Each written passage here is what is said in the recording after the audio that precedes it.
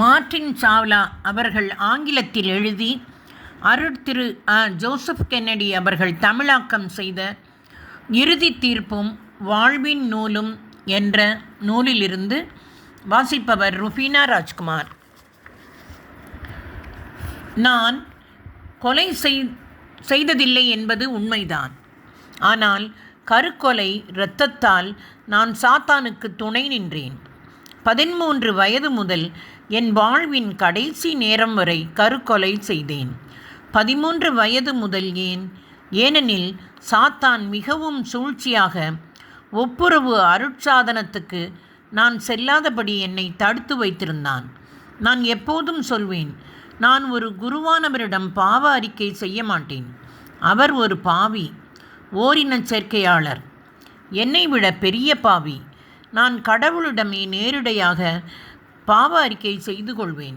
இப்படி நான் சொன்னபோது எனக்கு வயது 13. அந்த வயதில் நான் செய்த இறுதி ஒப்புரவு அருட்சாதனத்திற்கு பிறகு பாவம் வேட்கை கொண்டு என்னிடம் குடியேற துவங்கியது. எங்கள் நாட்டின் தலைநகரத்திலிருந்து சுமார் 7 மணி நேரம் பயணத் தொலைவில் ஒரு கிராமம். அங்கேதான் என் 13 வயதில் நாங்கள் வாழ்ந்து வந்தோம். அங்கே நாங்கள் அனைவருமே ஏழைகள்தான். ஆயினும் இருப்பவற்றை பகிர்ந்து வாழ்ந்து வந்தோம். ஒருவரிடம் பீன்ஸ் இல்லை என்றால் அதை வைத்திருப்பவர் அதை அவருக்கு கொடுத்து உதவுவார்.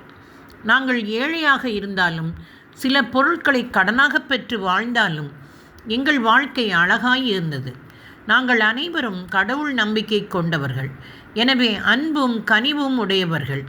எல்லோரும் திருப்பலிக்கு செல்வோம். ஆனால் என்னை தலைநகரத்திற்கு அழைத்து சென்ற போதுதான் எல்லாம் கற்றுக்கொண்டேன்.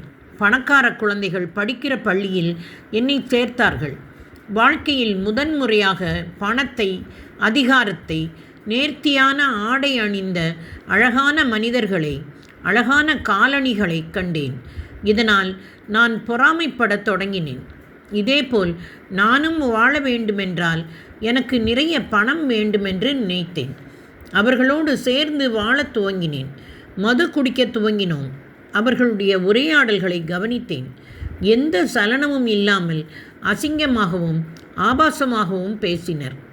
ரோமையர் 1 அதிகாரம் 28 32 வசனங்கள் சொல்லப்படுவது போல கட்டுக்கடங்காத நெறி தவறியவர்கள்.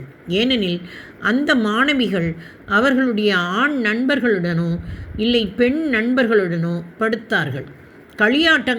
களியாட்டங்களுக்கு செல்வார்கள்.